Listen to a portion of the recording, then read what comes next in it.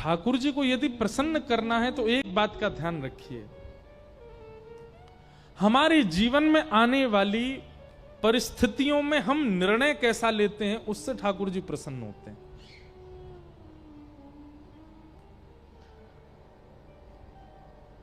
परिस्थिति आई है, ठाकुर जी को हंसी कब आती है हमारे ऊपर? जब हम कंफ्यूज्ड होते हैं, ये करें ये करें, ये खाएं ये खाएं, इससे मिलें उससे मिलें, यहां जाएं कि वहां जाएं, सोच में पड़े, इससे पूछो उससे पूछो, वहां पूछो वहां पूछो। 10 लोगों से जब पूछते ठाकुर जी बहुत हंसते हैं, बोले बस अब ये हार रहा है, अपने जीवन के निर्णय लेने की इसमें सामर्थ्य नहीं रही है। पर जब जीवन में कोई स्थिति आती है विचलित कर देने वाली, और आप निर्णय लेते हैं और निर्णय लेकर के उस कार्य पर चल पड़ते हैं, और वो निर्णय ऐसा नहीं होता, निर्णय कोई सामान्य नहीं होता, अद्भुत होता है, ठाकुर जी बहुत प्रसन्न होते हैं।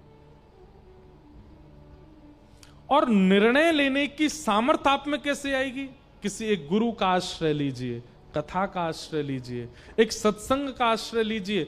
सत्संग, मैं कथाओं में कहा करता हूं, कथा भक्ति भागवत केवल इसलिए नहीं करनी है क्योंकि इससे भगवान मिलते हैं, नहीं, भगवान मिलना बहुत दूर की बात है, इसलिए करना है क्योंकि इससे आप एक अच्छे मानव बनते हो।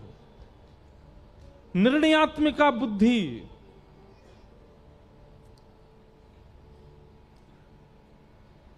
कुछ गलत मत समझिएगा मेरी बात को, पर कथा में हमसे तिगुनी उम्र के लोग आते हैं, कई बार युवा भी आते हैं, छोटे भी आते हैं, पर 2-2 गुनी अवस्था के लोग भी आते हैं, और उनके प्रश्नों का समाधान उनसे 2 गुना छोटा बालक बैठ के मंच से करता है।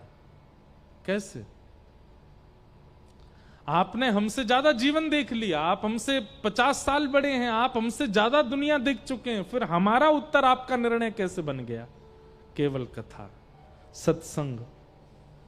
सत्संग जब जीवन में आता है तो 20 वर्ष का बालक, 18 वर्ष का बालक, 22 वर्ष का बालक, 15 वर्ष का बालक, 5 वर्ष का ध्रुव प्रहलाद भी ऐसा निर्णय लेता है कि पूरी दुनिया को प्रेरणा मिलती है।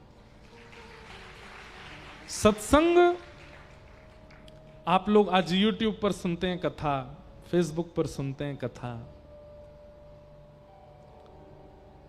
सोशल मीडिया पर सुनते हैं। क्यों सुनते हैं? कई बार पता है क्यों सुनी जाती है? क्योंकि इतनी भाग दौड़ में उसको सुनने से थोड़ी शांति मिल जाती है हमको। 1 मिनट की कथा, 2 मिनट की रील देख ली, शांति मिल गई हृदय को। पर वो शांति कांस्टेंट रहनी चाहिए चित्त में, 1-2 क्षण की शांति नहीं होनी चाहिए। मतलब पानी पीने के बाद में प्यास बुझनी चाहिए एक लंबे समय के लिए, लेकिन पानी पीते जा रहे हैं, प्यास बुझ ही नहीं रही है, पीते जा रहे हैं तो आप परेशान हो जाओगे।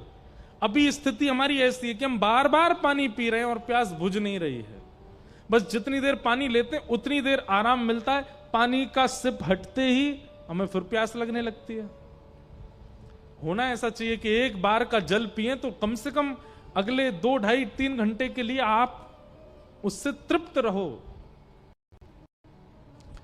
सत्संग सुधा ऐसा होना चाहिए, कथा ऐसी होनी चाहिए। भुसावल में अभी कथा हुई है, ये सप्ताह कथा कम से कम अगले 7 वर्षों के लिए आपके लिए एक मतलब निर्णयात्मिका, एक ऊर्जावान, एक स्थिति लेकर के आपके चित्त में आवे, तब तो कथा सुनना आपका सार्थक है।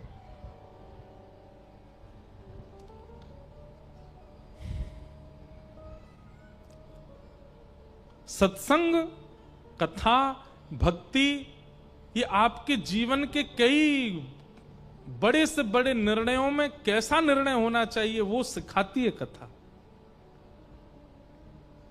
असमंजस दूर करती है, कंफ्यूजन दूर करती है।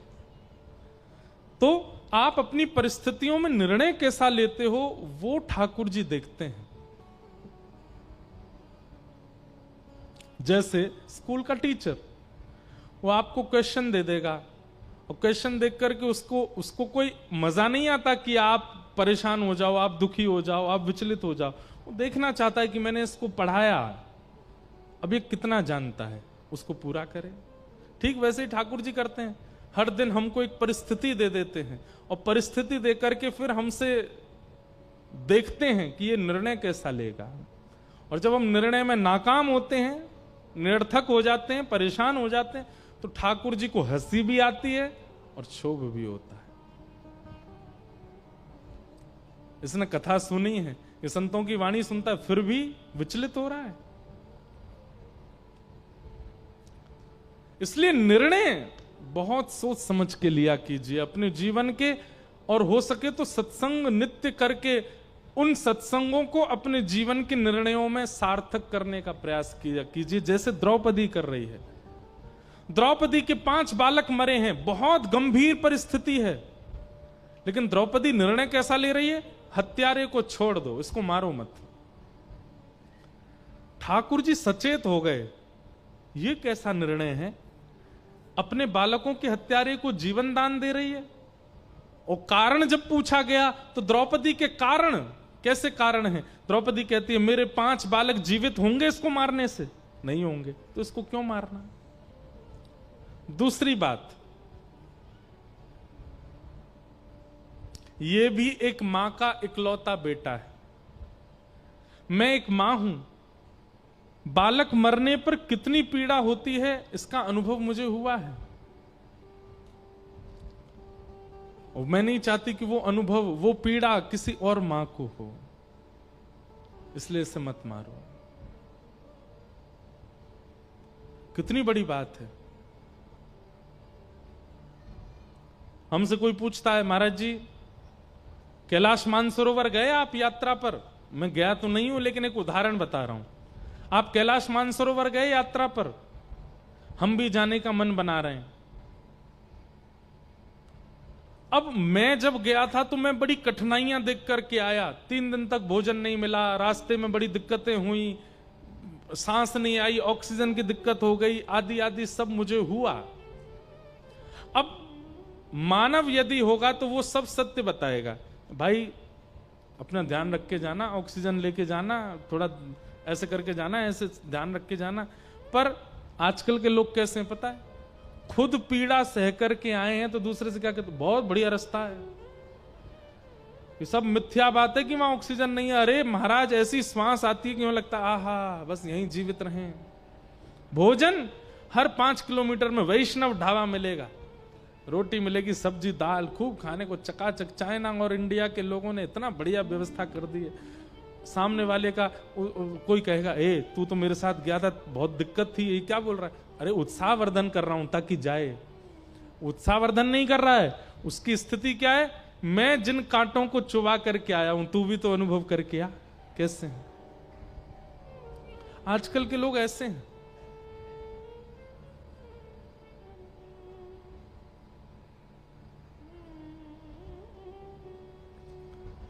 जो आप अपने जीवन में स्वयं अनुभव कर चुके हैं, अगर उस पथ पर कोई और जाता हुआ दिखे तो आपका कर्तव्य है उसको सतर्क कीजिए। भाई करना ना करना तुम्हारी इच्छा है, पर मैं तुमको सावधान करूं। ये दुविधाएं मैंने देखी थी, तुम्हें भी मिल सकती। द्रौपदी क्या कहती है? मेरे 5 बालक मर गए, मुझे उस बात की पीड़ा है, पर मुझे यह भी पीड़ा है कि बालक मरने पर मां को कष्ट कितना होता है। वो कष्ट में किसी और मां को नहीं देखना चाहती, इसलिए इसको मत मारो। ठाकुर जी दूर खड़े थे, ताली बजाने लगे, नेत्रों से आंसू गिरने लगे ठाकुर जी के। वाह द्रौपदी,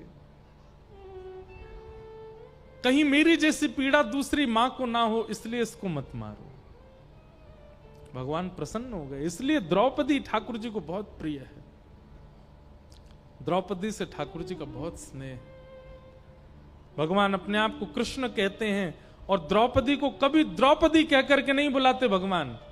ठाकुर जी जब जब द्रौपदी को बुलाते हैं तो ये कहते हैं कृष्णा इधर आओ, कृष्णा यहां बैठो। अपने नाम से ही बुलाते हैं, बस अपने नाम में आ की मात्रा आकार लगा करके द्रौपदी को बुलाते हैं। भगवान ने अपना नाम दिया है द्रौपदी को, केवल किससे? द्रौपदी की निर्णयात्मिका बुद्धि से। इसलिए निर्णय कैसा होना चाहिए जीवन का, ये सत्संग से सीखिए।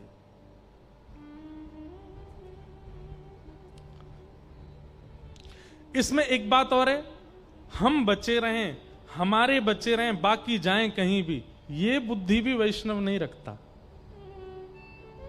ये बुद्धि भी वैष्णव की नहीं होती। वैष्णव तो खुद को झोंक देगा, बाकी सब बचे, तो ऐसी बुद्धि वाला होता है। पर आजकल हम लोग नाम तो करते हैं, कथा तो सुनते हैं, पर जब स्थिति आती है तो इस प्रकार की भावना किसी के चित्त में नहीं है। इसलिए ठाकुर जी मिलते ही नहीं है, अचल ही रहते हैं ठाकुर जी। द्रौपदी पर कृपा हुई, उत्तरा के गर्भस्थ बालक को भगवान ने अपने सुदर्शन, अपने चक्रा नाम की गदा घुमा करके बचाया। वही बालक जन्म लिया तो उसका नाम परीक्षित हुआ। आगे भीष्म पितामह ने भगवान की स्तुति गाई, कुंती ने भगवान की स्तुति गाई, भीष्म पितामह ने भगवान की स्तुति गाई। सब विषयों को हम सूक्ष्म में प्रणाम करते हैं। तत्पश्चात उस बालक ने जन्म लिया जिसकी भगवान ने गर्भ में जाके रक्षा की थी, और बालक का नाम हुआ परीक्षित। परीक्षित बालक थोड़े बड़े हुए ही थे कि अर्जुन ने आकर के खबर सुना दी कि भगवान श्री कृष्ण अपनी लीला पूरी करके स्वधाम चले गए। द्वारिकाधीश कृष्ण अपनी लीला पूरी करके स्वधाम चले गए। ये खबर सुनते ही पांडव विचलित हो गए और बोले,